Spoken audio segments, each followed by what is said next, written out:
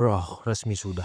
NBA 2024-2025 ditutup sama juara yang jujur pantas banget. Oklahoma City Thunder, juara NBA. Playoff musim ini kayak sinetron yang tiap episodenya plot twist terus. Comeback gila, game winner, tim unggulan tumbang, semua dikasih. Dan sekarang tamatlah sudah season ini. Oke, si Thunder 68 win, juara NBA. Bukan tim underdog, bukan tim keberuntungan. Mereka emang segitu dominannya. Dan di tengah semua itu, ada satu nama yang harus kita sebut dengan penuh hormat. Shai Gilgeous-Alexander. 26 tahun, scoring title, check. MVP, check. Juara NBA, check. Final MVP, check. Itu kayak ngumpulin semua Infinity Stone dan langsung snap karir lo jadi legenda. Walau selalu dibilang free throw merchant, tapi dia udah buktikan banyak hal musim ini. Kalau tanya gua, gimana kita bakal ingat Okichi tahun ini? Jawaban gua simple. Defense mereka tuh gila. Mereka punya turnover margin terbaik di playoff. Dan coba lihat lawan-lawan mereka. Grizzlies offense peringkat 6, Nuggets offense peringkat 4, Timberwolves peringkat 8, Pacers peringkat 10. Bukan cuma melawan tim dengan offense elite, mereka ngerusak sistemnya. Bener-bener shut the fucking off of the fucking system. Anjay, bahasa Inggris lagi aku. Dan di game 7 final ini, Pacers cuma bisa nyetak 70 field goal attempt. Sementara OKC dapat hampir 20 shot lebih dari Pacers. Itu bukan hoax, itu defense. Chet Holmgren, mungkin lo lihat statistik syutingnya dan mikir, biasa aja.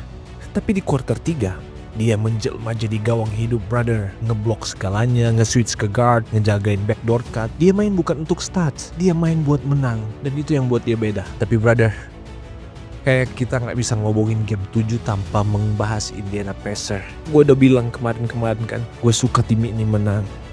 TJ McConnell. Itu pas quarter 4, mereka bikin semua fans OKC sampai nahan napas. Pacers bukan tim yang kalah doang, mereka ngelawan. Dan kadang, tim kayak gitu malah lebih membekas daripada juara untuk aku pribadi. Tapi yang paling nusuk di game 7 ini, brother, kawan-kawan semua, Tyrese Haliburton.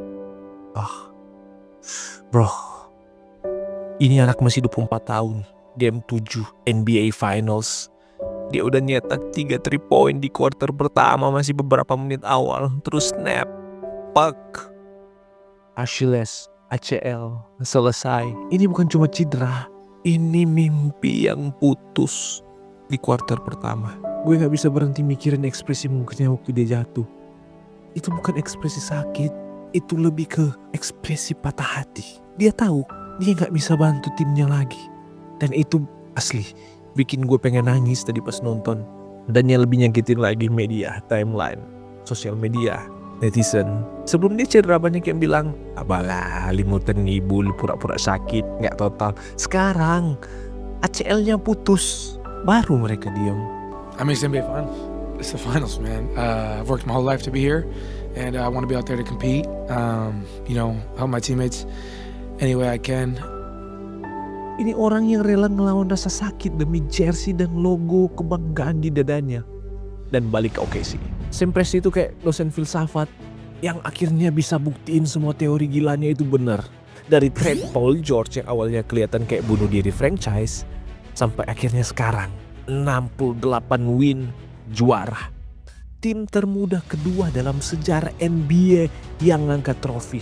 Bayangin ya, dari 19 win jadi juara dalam 3 musim.